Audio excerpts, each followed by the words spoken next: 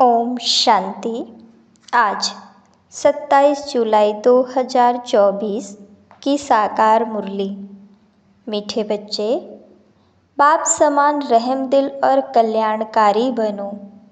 समझदार वह जो खुद भी पुरुषार्थ करे और दूसरों को भी कराए। प्रश्न: तुम बच्चे अपनी पढ़ाई से कौन सी चेकिंग कर सकते हो? तुम्हारा पुरुषार्थ क्या है? उत्तर: पढ़ाई से तुम चेकिंग कर सकते हो कि हम उत्तम पाठ बजा रहे हैं या मध्यम या कनिष्ठ। सबसे उत्तम पाठ उनका कहेंगे जो दूसरों को भी उत्तम बनाते हैं, अर्थात सर्विस कर ब्राह्मणों की वृद्धि करते हैं। तुम्हारा पुरुषार्थ है पुरानी जुत्ती उतार नई जुत्ती लेने का। जब आत्मा पवित्र बने तब उसे नई पवित्र जुत्ती अर्थात कि शरीर मिले। ओम शांति। बच्चे दो तरफ से कमाई कर रहे हैं। एक तरफ है याद की यात्रा से कमाई और दूसरी तरफ है 84 के चक्र के ज्ञान का सिमरन करने से कमाई। इसको कहा जाता है डबल आमदनी और अज्ञान काल में होती है अल्पकाल क्षणभंगुर सिंगल आमदनी। यह तुम्हारे याद की यात्रा की आमदनी बहुत बड़ी है। आयु भी बड़ी हो जाती है, पवित्र भी बनते हो, सभी दुखों से छूट जाते हो। बहुत बड़ी आमदनी है। सतयुग में आयु भी बड़ी हो जाती है। दुख का नाम नहीं, क्योंकि वहाँ रावण राज्य ही नहीं। अज्ञान काल में पढ़ाई का अल्पकाल का सुख रहता है और दूसरा पढ़ाई का सुख शास्त्र पढ़ने वालों को मिलता है। उनसे फॉलोवर्स को कुछ फ़ायदा नहीं।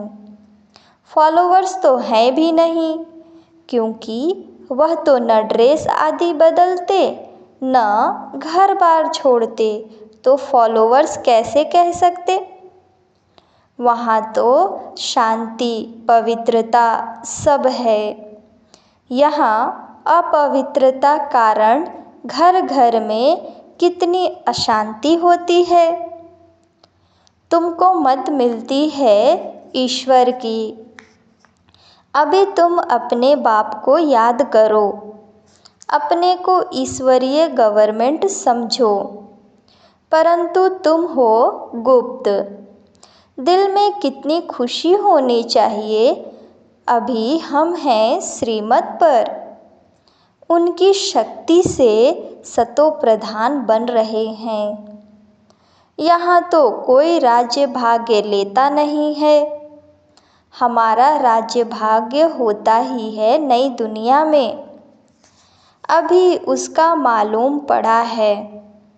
इन लक्ष्मी नारायण के 84 जन्मों की कहानी तुम बता सकते हो। भल कोई भी मनुष्य मात्र हो, कैसा भी कोई पढ़ाने वाला हो, परंतु एक भी ऐसे नहीं कहेंगे कि आओ तो हम उन्हों के 84 जन्म की कहानी बताएं। तुम्हारे बुद्धि में अब स्मृति रहती है, विचार सागर मंथन भी करते हो। अब तुम हो ज्ञान सूर्यवंशी, फिर सतयुग में कहा जाएगा विष्णुवंशी। ज्ञान सूर्य प्रगटा। इस समय तुम्हें ज्ञान मिल रहा है ना? ज्ञान से ही सद्गति होती है। आधा कल्प ज्ञान चलता है, फिर आधा कल्प अज्ञान हो जाता है। यह भी ड्रामा की नूंद है। तुम अभी समझदार बने हो। जितना जितना तुम समझदार बनते हो, औरों को भी आप समान बनाने का पुरुषार्थ करते हो। तुम्हारा बाप रहमदिल कल्याणकारी है, तो बच्चों को भी बनना है। बच्चे कल्याणकारी न बने तो उनको क्या कहेंगे? गायन भी है ना, हिम्मते बच्चे मददे बाप। यह भी ज़रूर चाहिए, नहीं तो वर्षा कैसे पाएंगे? सर्विस अनुसार तो वर्षा पाते हो, ईश्वरीय मिशन होना। जैसे क्रिश्चियन मिशन, इस्लामी मिशन होती है, वह अपने धर्म को बढ़ाते हैं। तुम अपने ब्राह्मण धर्म और दैवी धर्म को बढ़ाते हो। ड्रामा अनुसार तुम बच्चे ज़रूर मददगार बनेंगे। कल्प पहले जो पार्ट बजाया था वह ज़रूर बजाएंगे। तुम देख रहे हो, हर एक अपना उत्तम, मध्यम, कनिष्ठ पार्ट बजा रहे हैं। सबसे उत्तम पार्ट वह बजाते हैं जो उत्तम बनाने वाला है। तो सभी को बाप का परिचय देना है और आदि मध्य अंत का राज समझाना है। ऋषि मुनि आदि भी नेति नेति कहते गए और फिर कह देते सर्वव्यापी है और कुछ नहीं जानते। ड्रामा अनुसार आत्मा की बुद्धि भी तमो प्रधान बन जाती है। शरीर की बुद्धि नहीं कहेंगे, आत्मा में ही मन बुद्धि है। यह अच्छी रीति समझकर फिर और बच्चों को चिंतन करना है, फिर समझाना होता है। वो लोग शास्त्र आदि सुनाने के लिए कितने दुकान निकाल बैठे हैं। तुम्हारे भी दुकान है। बड़े बड़े शहरों में बड़े दुकान चाहिए। बच्चे जो तीखे होते हैं उनके पास खजाना बहुत रहता है। इतना खजाना नहीं है तो कोई को दे भी नहीं सकते हैं। धारणा नंबरवार होती है। बच्चों को अच्छी रीति धारणा करनी है जो किसी को समझा सकें। बात कोई बड़ी नहीं है, सेकंड की बात है। बाप से वर्षा लेना।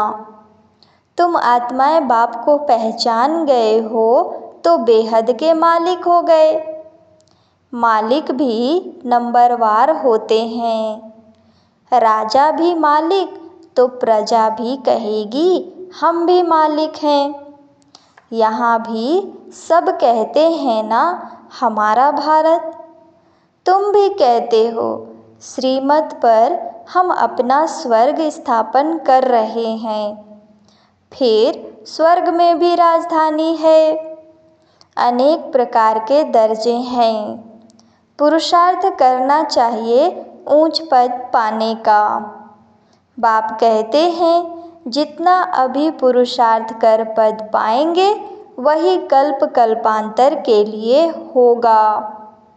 इम्तिहान में कोई की कम मार्क्स हो जाती है तो फिर हार्ट फेल भी हो जाते हैं। यह तो है बेहद की बात। पूरा पुरुषार्थ नहीं किया तो फिर दिल शिकस्त भी होंगे, सज़ा भी खानी पड़ेगी। उस समय कर ही क्या सकेंगे? कुछ भी नहीं। आत्मा क्या करेगी? वो लोग तो जीव घात करते, डूब मरते हैं। इसमें घात आदि की बात नहीं।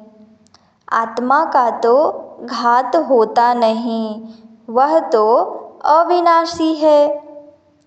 बाकी शरीर का घात होता है जिससे तुम पार्ट बजाते हो। अभी तुम पुरुषार्थ करते हो। यह पुरानी जुत्ती उतार, हम नई दैवी जुत्ती ले लेवें। यह कौन कहते हैं आत्मा? जैसे बच्चे कहते हैं ना हमको नया कपड़ा दो, हम आत्माओं को भी नया कपड़ा चाहिए। बाप कहते हैं, तुम्हारी आत्मा नई बने तो शरीर भी नया चाहिए, तब शोभा है। आत्मा के पवित्र होने से 5 तत्व भी नए बन जाते हैं। 5 तत्वों का ही शरीर बनता है। जब आत्मा सतो प्रधान है तो शरीर भी सतो प्रधान मिलता है। आत्मा तमो प्रधान तो शरीर भी तमो प्रधान। अब सारी दुनिया के पुतले तमो प्रधान हैं। दिन प्रतिदिन दुनिया पुरानी होती जाती, गिरती जाती है। नए से पुरानी तो हर एक चीज़ होती है। पुरानी हो फिर डिस्ट्रॉय होती है। यह तो सारी सृष्टि का सवाल है। नई दुनिया को सतयुग, पुरानी दुनिया को कलयुग कहा जाता है। बाकी इस संगम युग का तो किसको भी पता नहीं। तुम ही जानते हो यह पुरानी दुनिया बदलनी है। अब बेहद का बाप, जो बाप टीचर गुरु है, उनका फरमान है, पावन बनो। काम जो महाशत्रु है उस पर जीत पहन, जगत जीत बनो। जगत जीत अर्थात विष्णु वंशी बनो। बात एक ही है। इन अक्षरों का अर्थ तुम जानते हो। बच्चे जानते हैं हमको पढ़ाने वाला है बाप। पहले तो यह पक्का निश्चय चाहिए, बच्चा बड़ा होता है तो बाप को याद करना पड़े, फिर टीचर को, फिर गुरु को याद करना पड़े। भिन्न भिन्न समय पर तीनों को याद करेंगे। यहाँ तो तुमको तीनों ही इकट्ठे एक ही टाइम मिले हैं। बाप, टीचर, गुरु एक ही है। वो लोग तो वानप्रस्थ का भी अर्थ नहीं समझते। वानप्रस्थ में जाना है इसलिए समझते हैं गुरु करना चाहिए। 60 के बाद गुरु करते हैं। यह कायदा अभी ही निकला है। बाप कहते हैं इनके बहुत जन्मों के अंत में वानप्रस्थ अवस्था में मैं इनका सतगुरु बनता हूँ।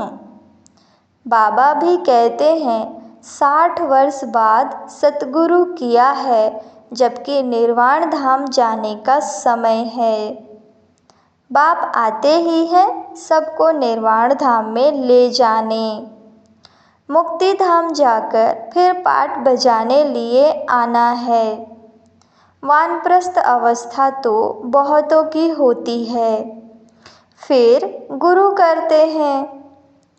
आजकल तो छोटा बच्चा हुआ उनको भी गुरु करा देते हैं, फिर गुरु को दक्षिणा मिल जाएगी।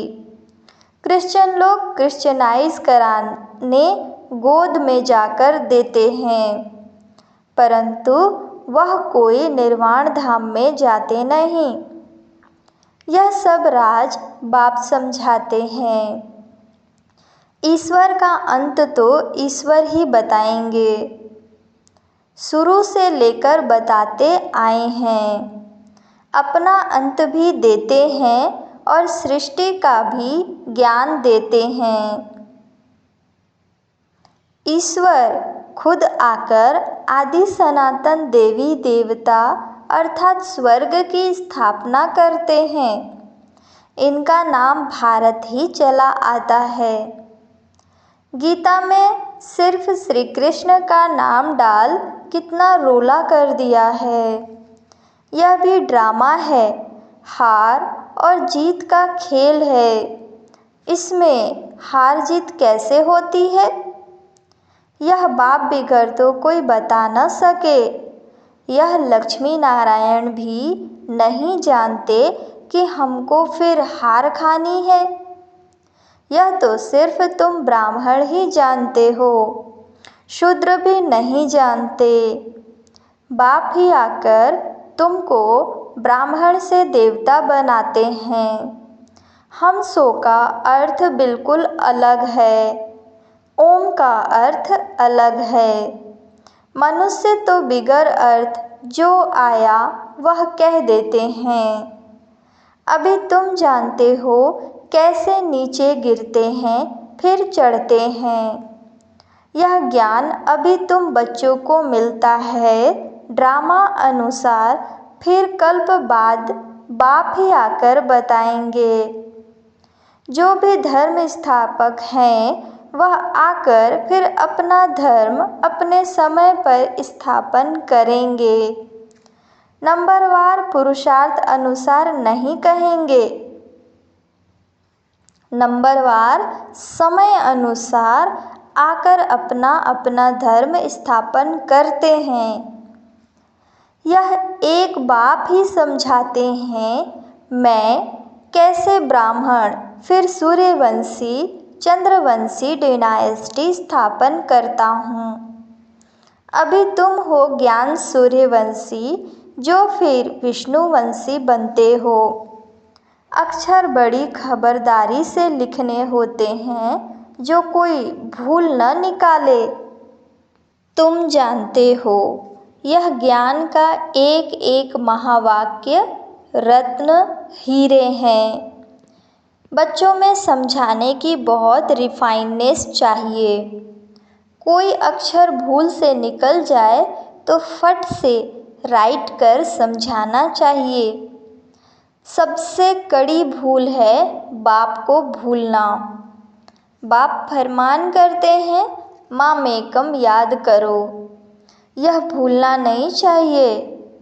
बाप कहते हैं तुम बहुत पुराने आशिक हो। तुम सब आशिकों का एक मासूक है। वह एक दो की शक्ल पर आशिक मासूक होते हैं, यहाँ तो मासूक है एक। वह एक कितने आशिकों को याद करेंगे? अनेकों को एक को याद करना है तो सहज है। एक कैसे अनेकों को याद करेंगे?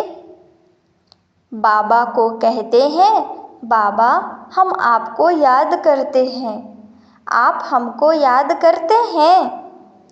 अरे याद तुमको करना है पतित से पावन होने लिए। मैं थोड़े ही पतित हूँ जो याद करूँ। तुम्हारा काम है याद करना क्योंकि पावन बनना है। जो जितना याद करते हैं और अच्छी रीति सर्विस भी करते हैं उनको धारणा होती है। याद की यात्रा बहुत डिफ़िकल्ट है, इसमें ही बुद्धि चलती है। बाकी ऐसे नहीं कि 84 का चक्र तुम भूल जाएंगे।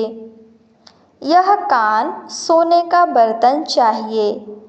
जितना तुम याद करेंगे उतनी धारणा अच्छी होगी, इसमें ताकत रहेगी। इसलिए कहते हैं याद का जौहर चाहिए। ज्ञान से कमाई है, याद से सर्व शक्तियाँ मिलती है नंबरवार। तलवारों में भी नंबरवार जौहर का फर्क होता है। वह तो है स्थूल बातें। मूल बात बाप एक ही कहते हैं, अल्फ को याद करो। दुनिया के विनाश के लिए यह एक एटॉमिक बॉम्ब जाकर रहेगा और कुछ नहीं। इसमें न सेना चाहिए न कैप्टन। आजकल तो ऐसा बनाया है जो वहाँ बैठे बैठे बॉम्ब छोड़ेंगे। तुम यहाँ बैठे बैठे राज्य लेते हो, वह वहाँ बैठे सबका विनाश करा देंगे। तुम्हारा ज्ञान और योग उनका मौत का सामना। तुम यहाँ बैठे बैठे राज्य लेते हो, वह वहाँ बैठे सबका विनाश करा देंगे। तुम्हारा ज्ञान और योग उनका मौत का सामान इक्वल हो जाता है। यह भी खेल है। एक्टर्स तो सब है ना। भक्ति मार्ग पूरा हुआ है, बाप ही आकर अपना और रचना के आदि मध्य अंत का परिचय देते हैं। अब बाप कहते हैं व्यर्थ की बातें तुम नहीं सुनो, इसलिए हियर नो इविल इसका चित्र बनाया है। आगे बंदर का बनाते थे, अब मनुष्य का बनाते हैं, क्योंकि सूरत मनुष्य की है परंतु सीरत बंदर जैसी है, इसलिए भेंट करते हैं। अभी तुम किसकी सेना हो? शिव बाबा की।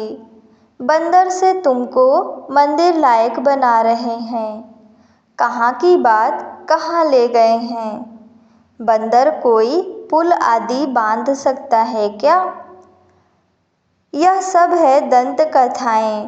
कभी भी कोई पूछे शास्त्रों को तुम मानते हो?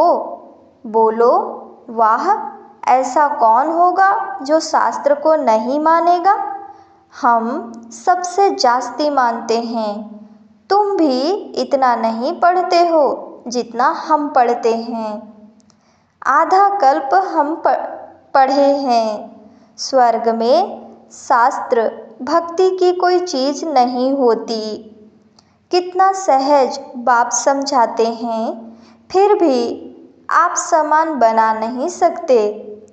बच्चों आदि के बंधन के कारण कहाँ निकल नहीं सकते।